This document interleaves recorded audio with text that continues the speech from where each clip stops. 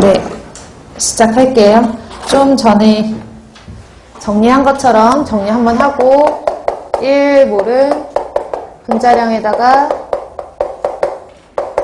g을 붙인 값 1몰 대신 이제 옆에다 쓰면 밀리몰, 킬로몰 이렇게 접두어 쓰는 거에 따라서 달아준다 그랬고 1당량은 g 분자량을 가수로 나눠준 거라고 했거든요.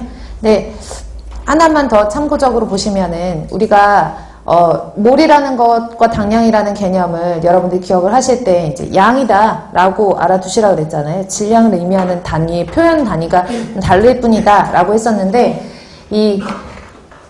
예를 들어서 황산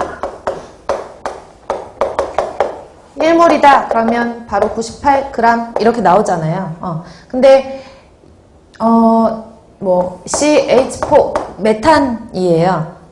그리고 O2 그러면 산소예요. 다 알고 계시다시피 그럼 메탄 같은 경우에는 1몰은 얼마예요? 라고 하면 그램 분자량이라고 했으니까 12에다가 4 더하면 16이잖아요. 그러면 16g 이렇게 나올 것이고 얘는 1몰은 얼마예요? 그러면 32g 이렇게 나올 거란 말이죠. 그리고 기체 상태에서 뭐 산소, 메탄, 이산화탄소 한번 해볼까요? 이산화탄소, CO2 그러면 1몰에 해당하는 게 44g 이렇게 나올 거겠죠. 그쵸? 근데 얘네들은 지금 보시면 위에 있는 황산 같은 경우에는 액체예요. 고체나 액체 같은 경우에는 우리가 여기에 뭐라고 해야 되지? 물이 몇 그램이 있어 이렇게 그람수로 잴 수가 있는데 메탄이라든지 산소라든지 이산화탄소 같은 경우에는 이제 기체상의 물질이니까 여기 공기가 도대체 몇 그램 있는 거야? 이렇게 나타내기보다는 부피 단위를 많이 쓰거든요. 근데 어제도 말씀드렸다시피 이제 기체상의 물질들 표현을 할 때는 그 기체상의 부피가 온도나 압력에 따라서 부피가 달라진다 그랬잖아요. 그렇기 때문에 우리가 0도씨 1기압에 해당하는 표준 상태에서의 그 값을 말한다고 했어요. 그래서 얘가 1몰에 해당한다라고 하면 이제 좀 그림을 그려서 설명을 드리자면 여기에 똑같이 상자가 같은 상자가 있다라고 했을 때 여기는 1몰에 여기도 1몰 여기도 1몰 이렇게 넣었거든요. 그러면 조금 전에 쓴 것과 같이 메탄, 그다음에 산소, 이산화탄소라고 했을 때 1몰에 상응하는 값이 16g이 들어간 거고 얘는 32g 들어간 거고 44g 들어간 거예요. 그쵸? 근데 여기서 이 그램수 말고 1몰에 해당하는 기체가 얼마만큼의 부피를 차지할까? 라고 봤더니 1몰에 해당하는 그 기체의 부피는 기체 종류에 상관없이 모두 22.4L예요. 아셨죠? 그래서 1몰에 상응하는 기체상의 물질이다 라고 하면 그 기체의 부피는 22.4L, 22.4L, 22.4L가 있다는 얘기죠.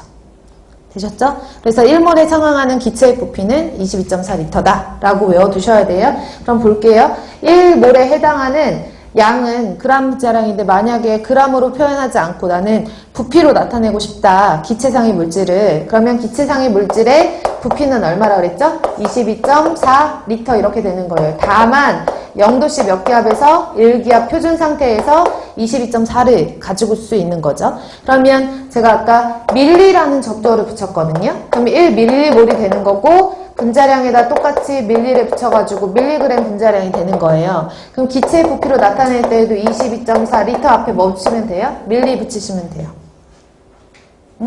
하나 더 해볼게요. 킬로몰 있잖아요. 킬로몰. 그래서 1킬로몰이라고 하면 당연히 그람 앞에 킬로라는 접두어 붙여서 킬로그램 분자량이라고 보시면 되고 22.4 앞에 킬로 붙여가지고 킬로리터 하시면 되거든요.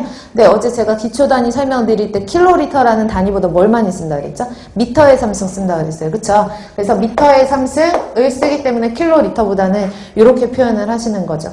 요 과정을 이용해서 뭐 중요하게 시험 문제가 계산 문제 같은 걸로 응용해서 나올 수 있으니까 이것도 알아두셔야 되니까 참고적으로 여기까지만 정리하고 그 다음에 몰농도로 넘어가도록 할게요. 그래서 몰과 당량에 대해서 설명을 드렸고 그러면 이번에는 그걸 이용해서 몰농도에 대해서